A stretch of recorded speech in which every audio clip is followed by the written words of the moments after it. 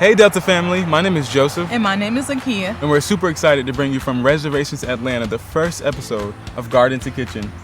Today, we'll be talking about all the awesome ways to make an amazing garden for you and your family and your community to create and produce amazing fruit and vegetables just like this.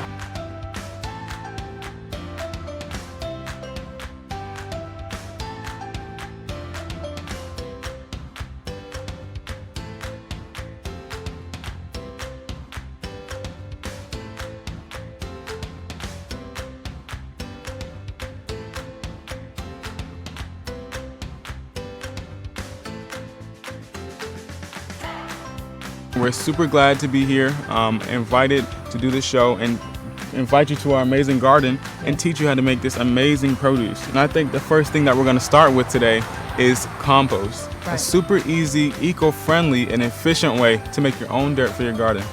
Yes, the compost is really simple. You just use the scraps from your vegetables, from your fruits, and your brown paper bags, put it all in the container, and let it compost.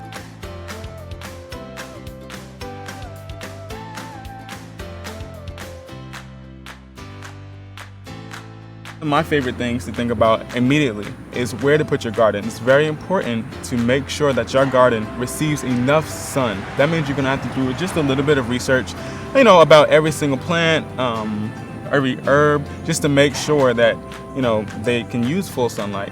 For example, our garden in the back is getting direct sunlight because it's in the middle of our little area. So maybe like at 12 o'clock or 1 o'clock during the day, that sun is hitting right on our garden and feeding all the plants after we just watered it. Another important part of starting a garden is your type of soil.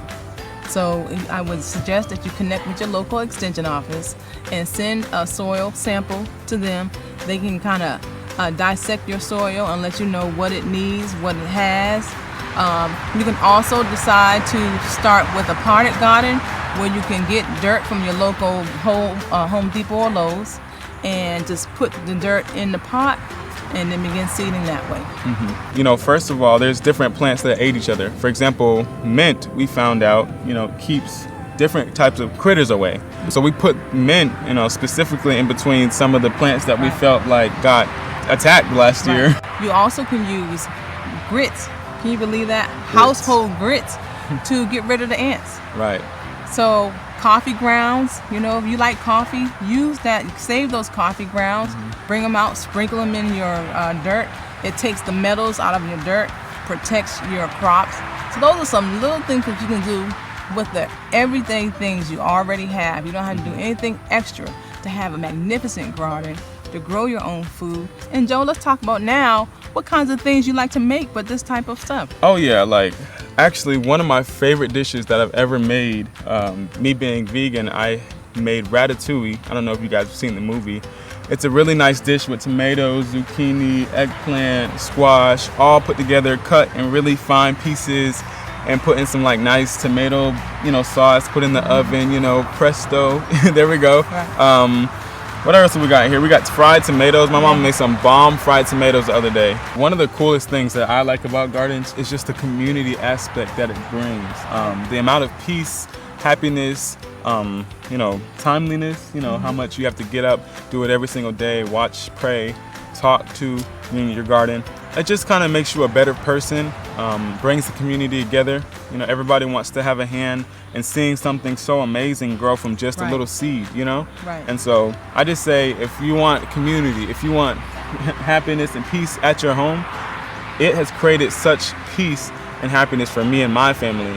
Us getting out here together, putting our hands in the dirt, and seeing this awesome produce from something that we did. We put this in the dirt.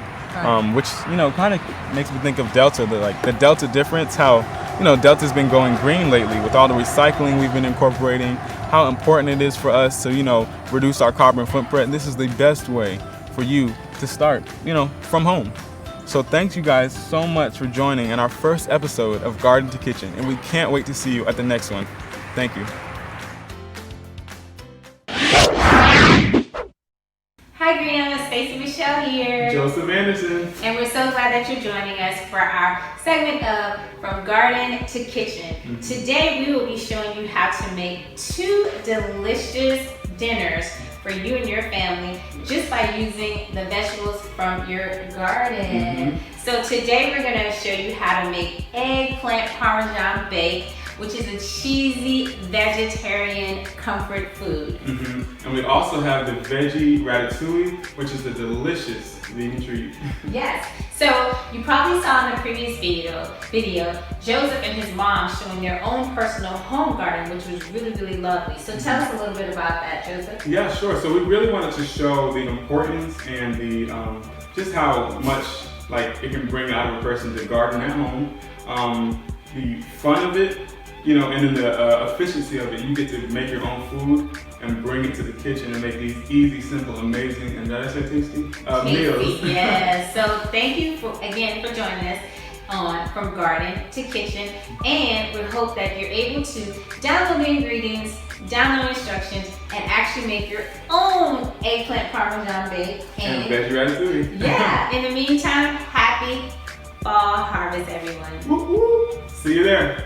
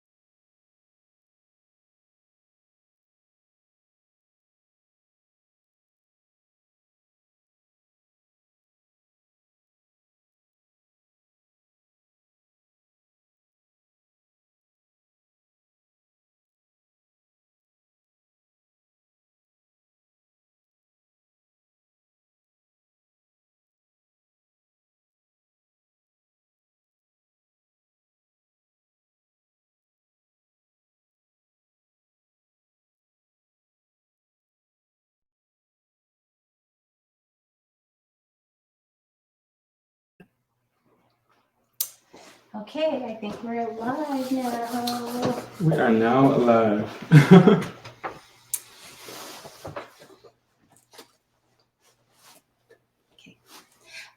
Hi, everyone. Thank you so much for joining in our first Green Up Garden to Kitchen series. We are excited to be here. We are excited to be doing this project.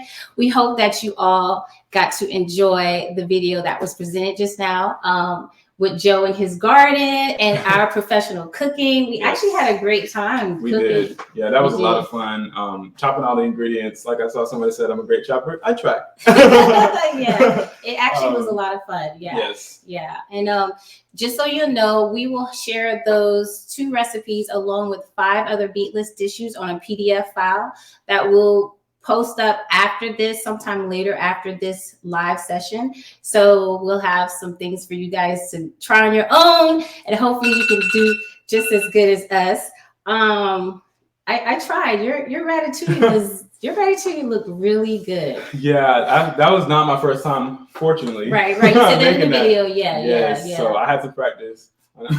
Yeah, I tried with my eggplant parmesan. I tried, but when I just saw the video, I was like, "Wow, his looks really good." Yours looks good too. She's a cook, y'all. Don't get it twisted. I can cook, but that was my first time actually cooking that. So that was fun. Though. I enjoyed that. So right now we're just gonna have a live discussion between me and Joe. If you have any questions or comments, feel free to post them below. We really want this to be kind of engaging. Hopefully, for those of you who are already on a plant-based diet, you can share your tips and tricks. Yes. This is just going to be like a fun session and, engaging to get people really aware of the benefits of being in a plant-based diet. And speaking of that, and go ahead and post your questions, and we're going to try to monitor those as best as we can and answer those.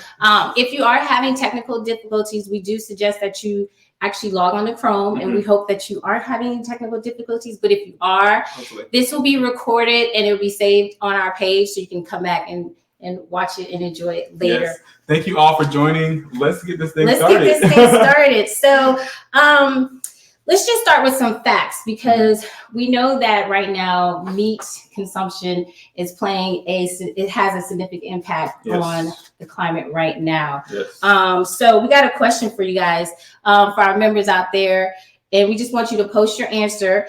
Which causes more greenhouse gas emissions, rearing cattle or driving cars? Now I'll tell you, that's a really good question, because when you first asked me, I didn't know, how much cattle, actually produces those emissions. So and then you think about the cars, you're like, well, there's so many cars. Yeah. So it's like, okay, wait. Especially here in Atlanta. So we're located right here in Atlanta, Georgia. And,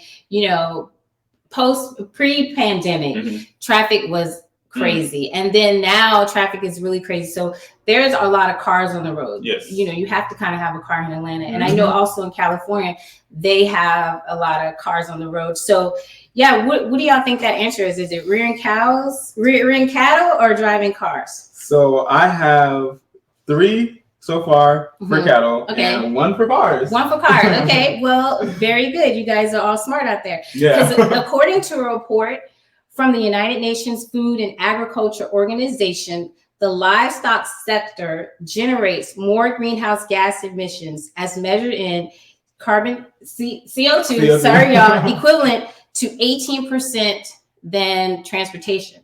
So rearing cattle is 18% more than actually transportation. That's extraordinary. That is, because it's a lot of cars out here. Yeah, I think back to I went to California a few months ago, and all my Uber drivers are like, "Yeah, I want to move out here. The traffic is crazy."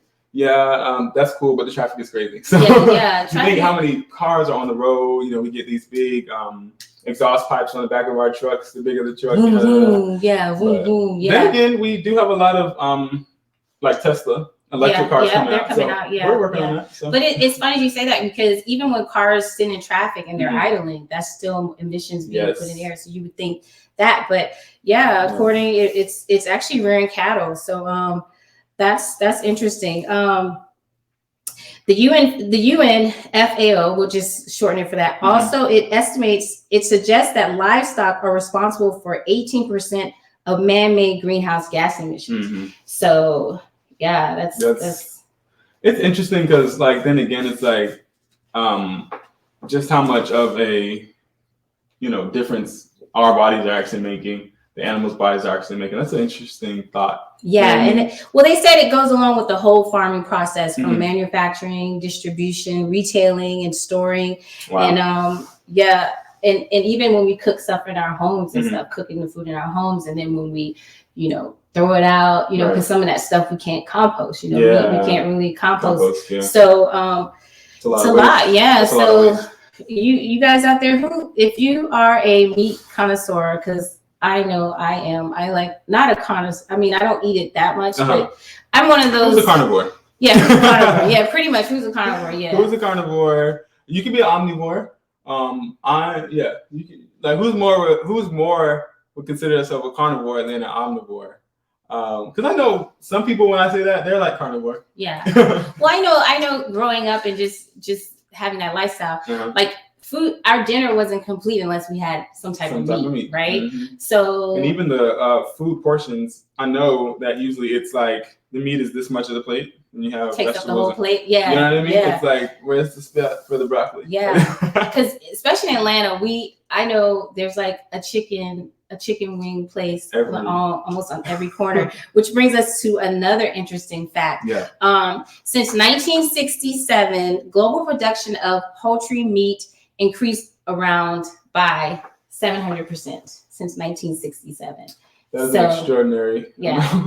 But that, I was having a conversation with someone and they was saying how like the chicken wings sometimes are like really small. So pretty much they're just, slaughtering these chickens when they're just chicks just to get this meat out here. And so that's something we should all be aware of, that we are eating a lot of meat. That makes me think, when you think of that, a lot of my research sprung out of those numbers. Okay. And that's the animal cruelty portion of the meat list. Yeah. Yeah. When you think about how much chicken we need. Yeah. I can't remember the documentary I was watching, but talking about how much chicken is eaten in a year, in accordance to how it was in the past. Yeah. And it's like that's an unbelievable amount of chicken. It's a lot. It's a lot. We do eat a lot of meat. How are they making that chicken? Like the different things that they have to do to those animals. Yeah. To have them come at that rate, it's a transaction. And I know you were telling me a story about the chicken and it grew. Yep. So yeah, share that story or that. Yeah. So when business like that, and this is the inhumane part, when business crosses over into like food production, like that, they turn into numbers and don't necessarily as much care about how it's cared for. For example, there was a chicken that we use different, I can't remember the word, but to kind of pump up the chicken. To make it hormones. Yeah. Make the chicken really big. Well, the chicken's feet, their legs are not designed to hold all that weight. Yeah. They're not supposed to get that big. So chickens end up breaking their legs just from standing there. So they come stationary. And you've already seen pictures of the cows, chickens, pigs in the small little cages. Yeah. You know what I mean? It's just inhumane. Yeah, it is humane. And that goes to our next statistics, and this is pretty amazing because you can find all this information online, and like you said, you can just end up going down a rabbit hole. But it's good that you're learning. It's good that you take the time to learn about your diet, your food diet, and how it's impacting yourself as far as your health and impacting the earth, and animals, like you said, because. Sometimes we just take advantage of the fact that we are privileged, that we can just go to the store and we just go to a restaurant here in Atlanta and just eat. We love to eat. Yes. We love to eat. But here it says every year 65 billion animals are raised and slaughtered for their meat. Wow. That is a lot. That's an extraordinary. That means they're like. I mean, every minute. They're pumping them out. Makes me think like nowadays, just like you mentioned, we go to the store, we just get the meat. Yeah. We don't actually see the process. Oh, true. Right. You don't see the process, right. Back in the day, I feel like maybe, now this is a thought, maybe there was more of a mental pause on just, how many animals we were killing because you were killing it yourself. Right. Oh, yeah, back in the day. You were taking the chicken, breaking the neck. So it was more of a process. It was more of a ritual. Yeah. Nowadays, it's just food. Yeah, because it's like $1 billion industry, right? Yeah. And so sometimes we have to think about, I'm sorry, I don't know why my alarm keeps going off. But sometimes we have to think about, even though, we might want to just say, like, get rid of all the meat. We can't, because that's like preventing people from having jobs, Exactly. right? And from people to live and, and support their families. So then it becomes a thing of, how do we get these corporations and these businesses to get on board with being more sustainable, or being more aware and conscious of, let's change some of our methods, right? Let's change some of our way of doing things, so that we are part of the solution and not still creating a problem, and keep people still employed, right? So, that makes me think of what we're kind of doing here. I have a lot of faith in humans, in people, in us. That's good. He does. You know what I mean? Because when you think, even with Delta, as an airline, we are reducing our carbon footprint. Yeah, we are. Yes. And the people who are going to be making our fuel, that's a whole other new industry. Yeah. We created to replace what was creating the problem. That's one thing. I'm not really necessarily as worried about, the meat industry. We have Beyond Meat. We have, I was telling Stacey earlier, I was like, the milk industry was hit very hard a few years ago. There were rumors that milk doesn't actually help your bones grow and everything like that. Yeah. So when that industry was hit, I heard a lot of people saying, well, the milk industry, that's a big industry. People are going to have jobs, blase. And I was like, well, somebody's making money, because I drink milk every day. It's just coconut milk. But that's not milk. Well, at least I saw a billboard that says industry. That's not milk. Yeah, that's not milk. But I think what I think should happen is that these companies, these organizations, instead of them just, really, I guess, don't do the false advertisement, right? Don't say milk really helps your bones when we know it doesn't, right? Because we all know that it's better to breastfeed anyway, right? So that, I think, if they just become kind of like the tobacco industry, yes, right? I was just thinking when it started putting warnings on the label, like, hey, you shouldn't smoke, then it kind of shows that they're being accountable for. Well, they're holding you accountable now, because they're warning you, saying, hey, we're going to continue to make this product. It's up to you if you want to consume it. And so I think in that way, it's kind of keeping people, they're having their jobs, because now it becomes like a choice, right? And that's it becomes fair. a choice. Yeah. And that's fair. I think really letting people know what they're putting in their bodies, because your body is the most important thing. It is. It is. We all know that from this pandemic. Yeah. Oh, yeah. Yep. Exactly. Yeah. Here's another one. Predictions of meat consumption is projected to rise 73% by 2050, and that's like Delta's goal of being totally carbon neutral. In 2050. But we're going to still be eating meat, right? It's on the rise. Now with that one, I think that number will come down, only because now it's, the government is involved, all these corporations, large corporations involved, to becoming more sustainable. And with platforms like this, and with our Green Up Business Resource Group, we're able to actually be that voice and I know some other companies also have BRGs, I don't know if they call them business resource groups, but we're able to be that voice to let our CEOs and board members know, like, hey, we really need to change some of our habits. And that's why I like the Green Up platform. And so you guys, just if you are a meat consumer, put your favorite meat down there. We just want to engage and have this going. But yeah, meat, just a reminder that meat does contribute to over 20% of the carbon footprint, which is impacting the climate and the carbon footprint, as a matter of fact. Do you want to?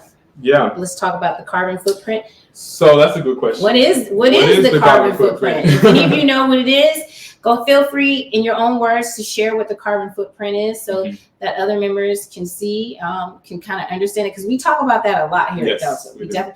But it not only, the carbon footprint does not only affect, it's not only coming from fuel, it's coming from our food consumption. So we like to say, what is the carbon footprint?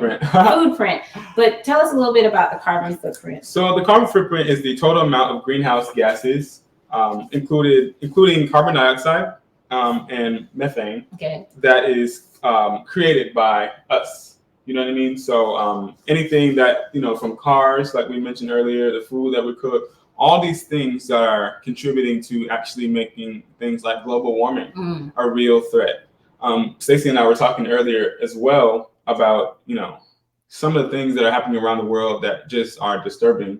Islands are disappearing. Yeah, they are. Yeah. Because the sand, like you said, was just floating away. Yeah. And they're coming down. We know that the ice glaciers are melting and everything like that. These are known facts. So, but that's where I kind of bring back hope, because we have things set in place to fix the problems that we create. That's what we do. We find different ways to make it happen, just by something simple that you can do at your house. Yeah. Eat less meat. Yeah. You know what I mean? Eat less meat. Yeah. Yeah. So it's always a human messing up stuff, right? we are always messing up something, right? And so let's jump right into your lifestyle as a vegan. So in case y'all probably saw in the video that Joe is a vegan. And so just give us a little history and backstory for that.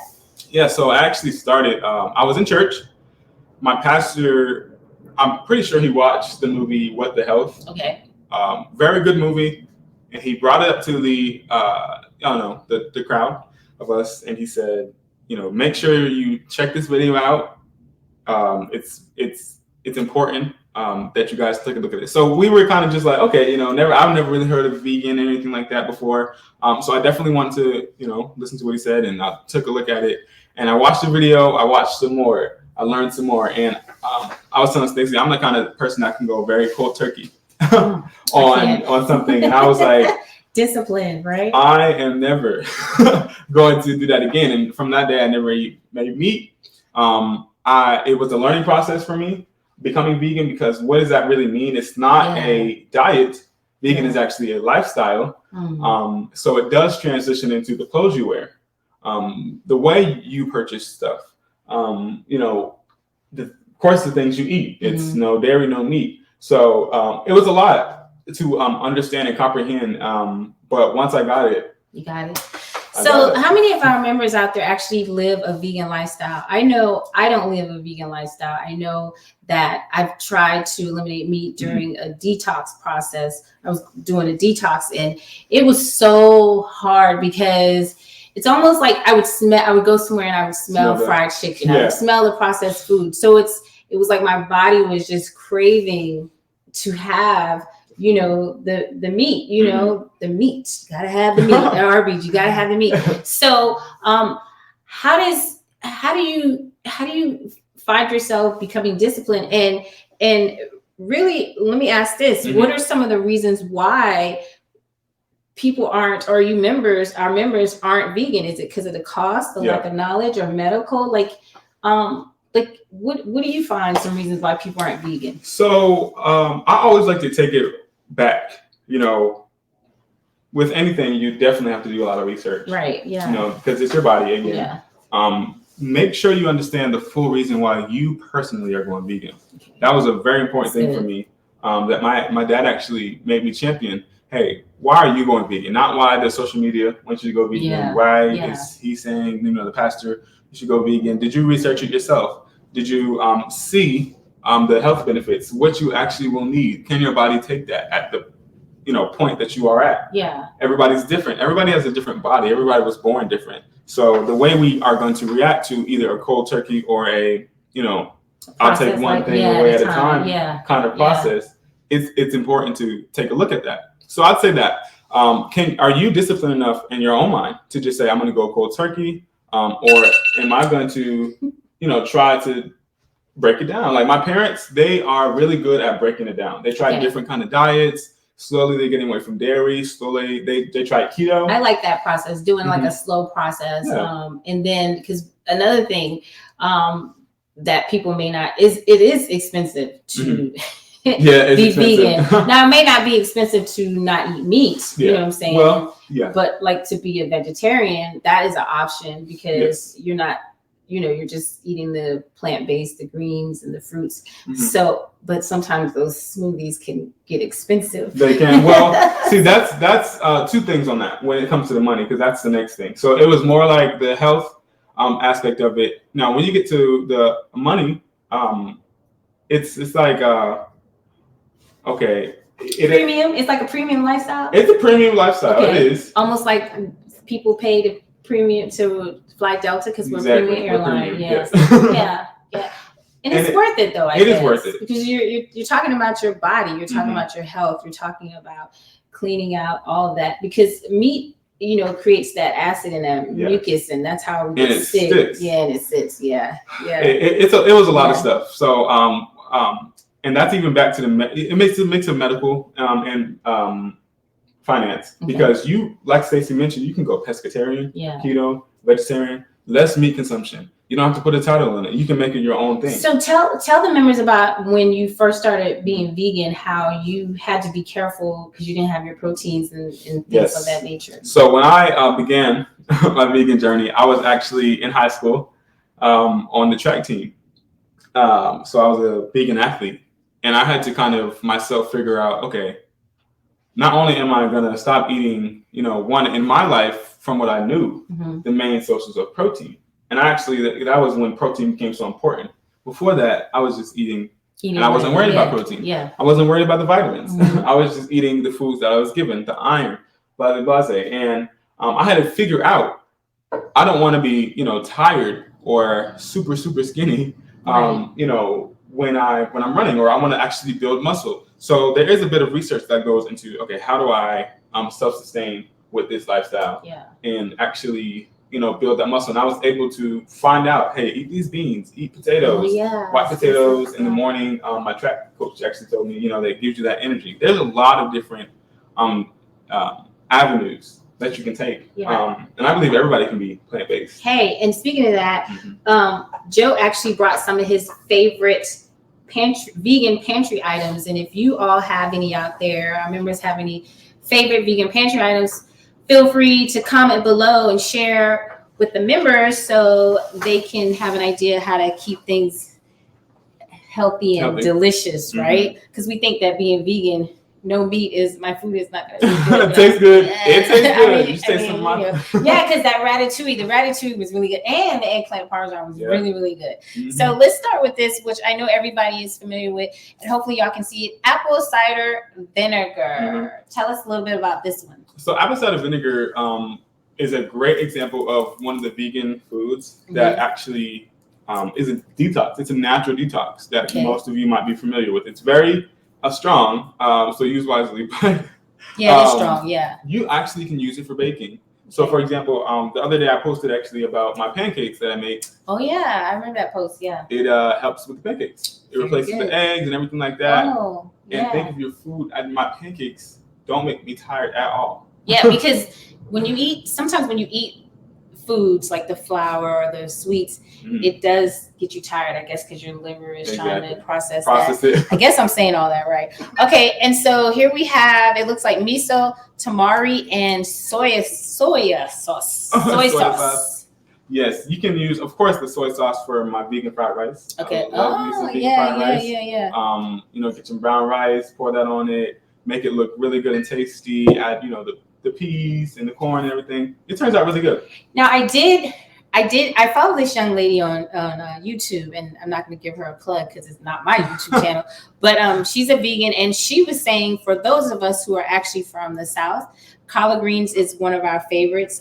Sunday dinner, part of Sunday dinner, and in collard greens we like to put meat, like smoked turkey, smoked ham, and she said that instead of having that meat smoke flavor, just add some soy sauce to your collard greens, and that should do the trick. Okay, we got some lemon juice. I know everybody has this in their pantry. I don't miss anything with lemon juice. This tea right now has lemon juice in it. My smoothies, which I was going to mention that too. Once you kind of get into it, you're going to become a cook. Oh, I believe it. And it actually starts to get less expensive. Eating out is expensive. Yeah, eating out is very I want to say there is a fine line. Yeah, eating out is very expensive. And that's arguably a point, to go against that. well, when you turn vegan, are you going to be cooking or are you going to rely on eating out? But now here in Atlanta, there or anywhere, there are a lot of vegan restaurants. Right. So that's good that is an option for people who do want to eat out. Because some of us do have the luxury of eating out every day. So I will get there one day. Yes. Trust me.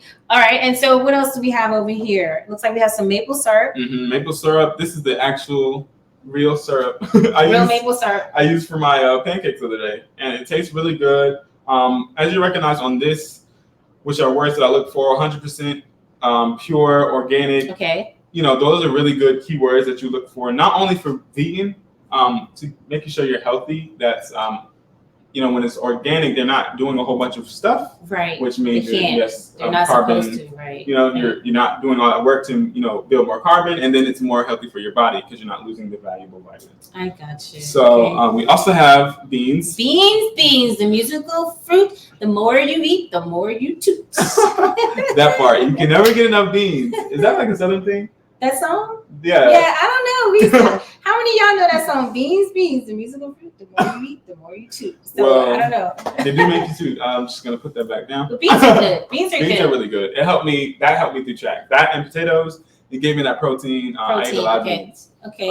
As well as, and I'll second this with actually the stock here. He has some more stuff down here, y'all. He's a true vegan. Yes. We couldn't put everything on the table, but he's amazing. I love rice. So this is actually a really cool organic black pearl rice. Black pearl rice. It's very beautiful when it's cooked. And you can add vegetable stock to your rice. I eat rice a lot, and sometimes the rice can be dry depending on how you cook it. For after a few days and stuff like that. I like meal prepping. And if I want my rice to maintain that consistency that really holds the flavor. After a couple of days, you don't have to pour water on it. Vegetable stock. So I would definitely suggest that. Okay.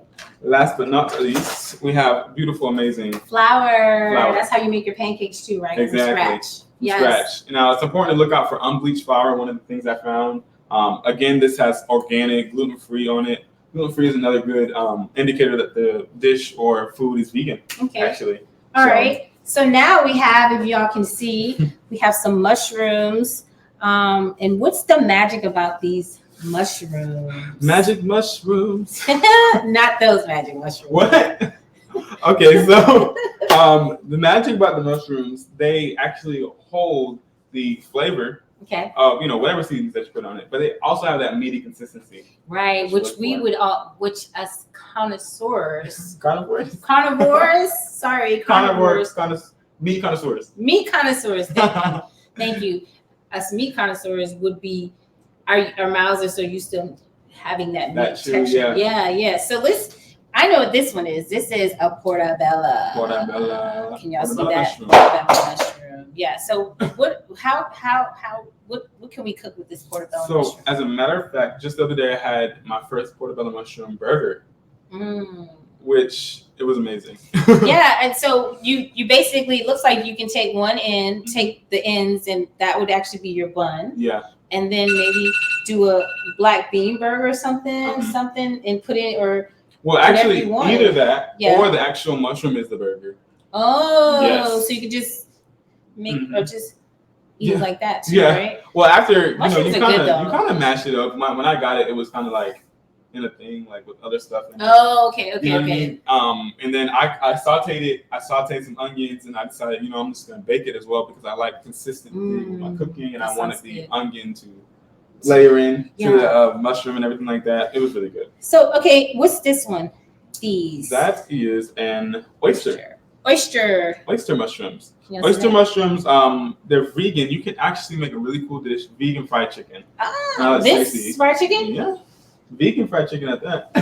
And you can that and cauliflower really work with the vegan fried chicken. I have yet to taste mushroom fried chicken, but I can't wait for Stayce to make it. That sounds about right. And then I use the flour to batter. Yes. And then my seasoning, and there you go. There you go. Okay, I really like the way this one looks. Yeah, that looks beautiful. It looks like a flower. Which one is this one? That's the maitake mushrooms. Maitake. Sounds like a karate chop. It smells really good, y'all. It smells really good. I say it smells like the outdoors. It just smells like it smells like it already has flavor to it. Like you don't have to add anything. Why is it that outdoors makes my stomach growl now? I don't know. Hungry because we've been we've been here all day for you guys. So yeah. So maitake replaces meat as well, but it actually carries on that meat, mushroom flavor that a lot of people like. It has that meat texture. Yeah, it does have that meat texture, and it looks beautiful. I really like the way it looks good. and grows. I would have this in my backyard. Yeah. All right.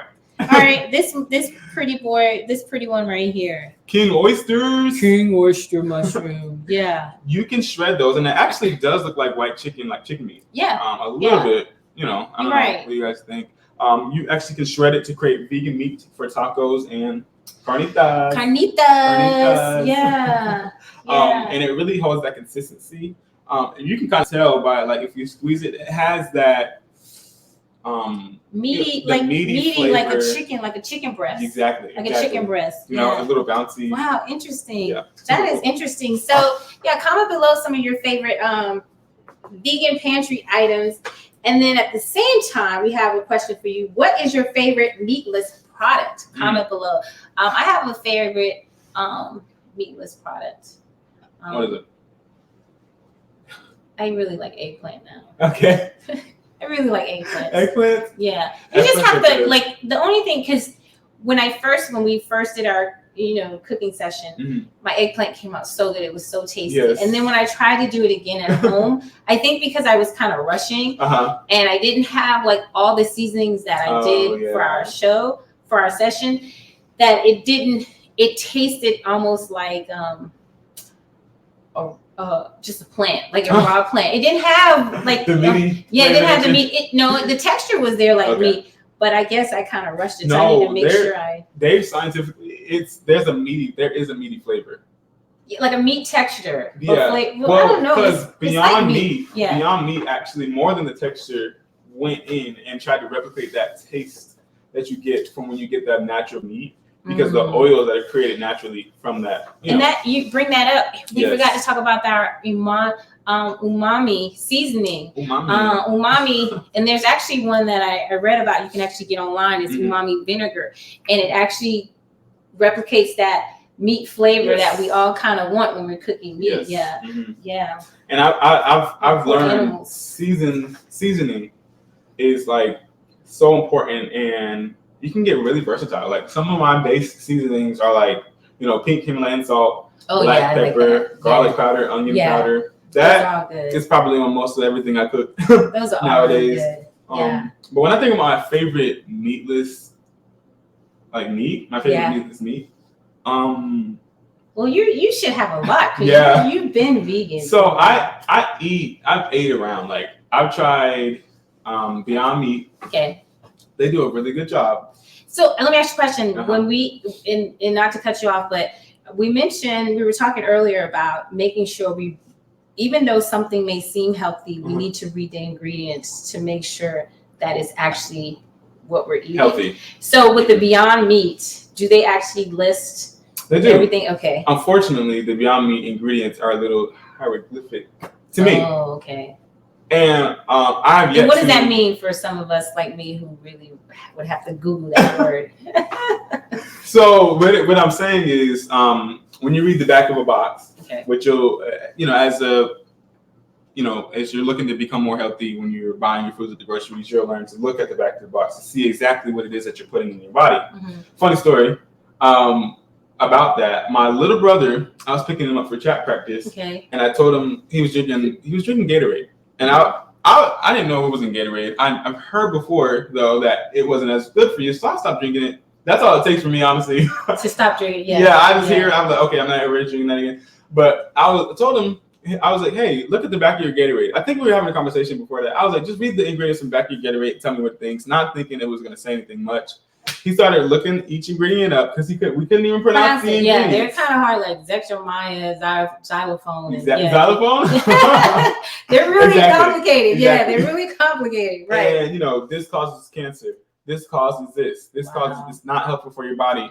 But we have that 1 ounce of energy. You know what I mean? It's like, why would I actually in my drink body for 1 ounce of energy? You know what I mean? Yeah. And it's like a placebo effect where it's like, it's actually not helping you. Yeah. You are able to sustain. You don't need, you can find electrolytes in different foods and drinks. Yeah. There's electrolyte water. Yeah. I was gonna say you know what I mean? So, bringing that back, to what we're eating, like Beyond Meat.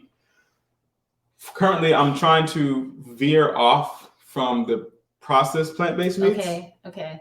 Personally, and that's why nowadays I eat a lot more mushrooms. Yeah. I can't remember the word of the other plant-based meat. It'll come to me, but because of that fact. So when vegan, you have to be careful about just eating everything. Yeah. Because some of those foods do the same effect. They have the same effect on your body. So that's the research part of it. Yeah. What are you eating? Yeah. Just saying vegan, milk said it was helping you. So you just got to make sure you do your own research. Not saying, like I said, I haven't looked into Beyond Meat personally and actually looked up the ingredients, but I'm veering off from that. So there's the Beyond Meat, mushrooms for sure. There's different types of meat companies that I would eat. Like I know Cindy mentioned, I think it was Cindy that mentioned Sophie's Kitchen. Cindy Baker, yeah. That mentioned the Sophie's Kitchen seafood. I actually made like a seafood plate where I had the vegan crab cake, which is really good. Vegan shrimp. I would air fry it. I put like some oil on it, season it and put it in the air fryer for a little while. I made the vegan, what's the Red Lobster biscuit? Mm-hmm. Oh my gosh. Nice. So a lot of this stuff, if you have any questions, we have a subject matter expert here, a subject matter expert here. Mm-hmm. So make sure you hit up Joe Anderson. You can direct message him. You can send him an email. He's willing to help you out. And also just to let you know, we're about that time. So we really, really, really thank you all for joining us. Yes. Again, this is our first from Garden to Kitchen series, and we're going to try to bring this to you next quarter. Mm-hmm. If you have any comments or questions or concerns, just post them down there in the comment section. And again, we appreciate you watching. Make sure you tell your friends to come watch this. Like, comment, and share everything sustainable so that members can learn more, become more aware, and know that we all care about our health. Yes. And we all want to just get back on a path, stay and keep on a path of living a healthy lifestyle. So Thank you all for joining. Again, my name is Stayce Michelle. My name is Joseph Anderson. We hope that you all have a great evening, and we hope to talk to you soon. Yay. Bye. Bye.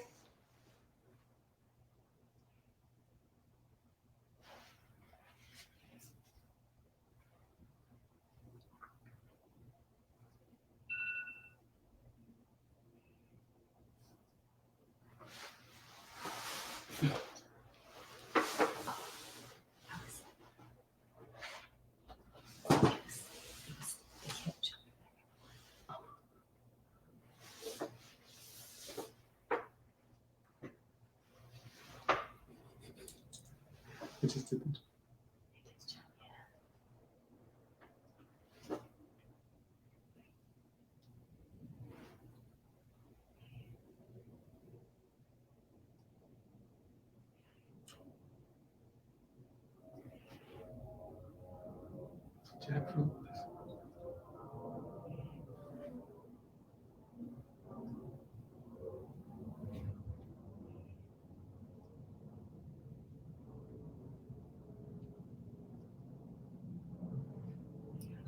Did they have any questions? Man, they didn't have questions.